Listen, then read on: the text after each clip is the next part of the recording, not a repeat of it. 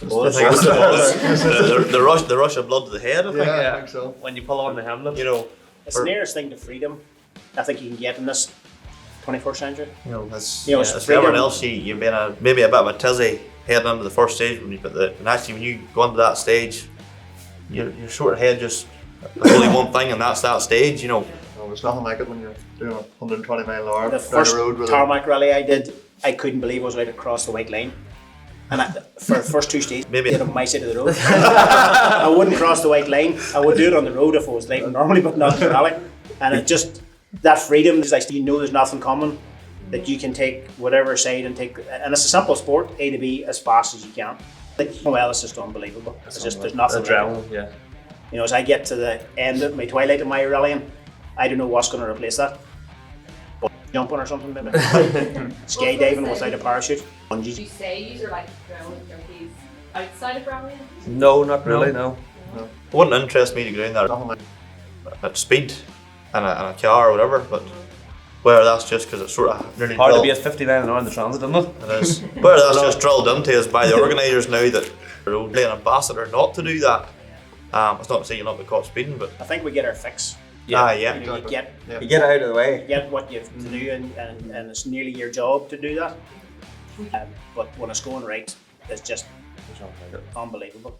It's such a feeling, such a buzz. When you come out round, out of a junction and say like Donegal there, and there could be 2 million spectators up both sides of the road, all hanging over the hedge.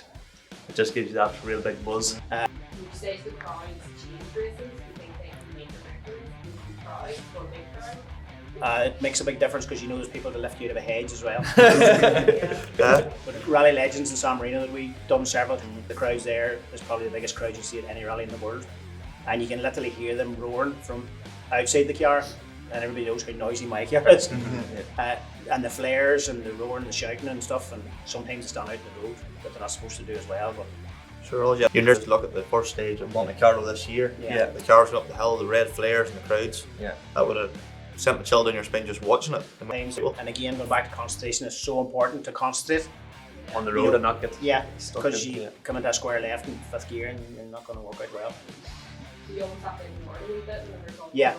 It's nearly after the stage you start to soak all that in, or even watching back videos and stuff. Jesus, were we in the middle of that? I actually have a few in cars where it actually shows people mooning in the one screen. So it does. And you didn't see that? And you didn't see that? Oh no, I did. He was going about harder. Everyone does it. Really stopped the slap. Depends if it was hairy or not. The blue ones are the fast ones, generally. No, right, Jason? The men's cars are the blue. There's a lot of differences in the cars. There's massive differences. Well, obviously, myself and Desi's cars are the same category car. They're more down to dialing it in to suit yourself. Desi particularly won that rally yesterday in my car, whereas the other 3 cars, they're modified, let's say, and different engine sizes and different classes and everything, so. The category they're in is called Rally 2 now. It used to be R5, and really the FIA introduced a structure where basically you've Rally 1, Rally 2, Rally 3, Rally 4 and Rally 5. And the dinosaur.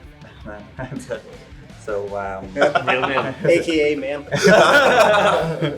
But the idea of the category was that all the cars would be close.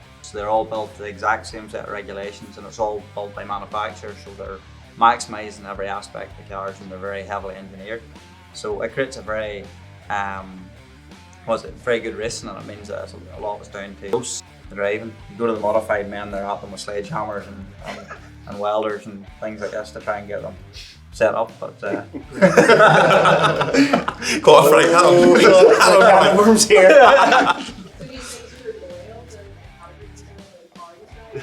Yeah, well, they depend on technology to get them through the stages. It's a whole lot of work. Press computers, I want to get to the end of the stage. Google Maps. Good luck. No, there would be a whole lot more technology. There's actually probably less so now than there was in the WRC days where everything was active. Yeah. Our cars will be more raw, so we get a different buzz out of it, I would assume.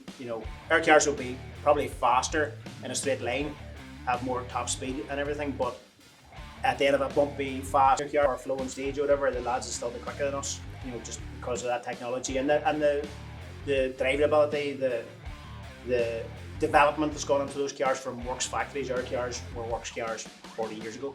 You know, when saying that, you take the leg of the lads yesterday and use boys in the last day out there, just you won the two-wheel drive.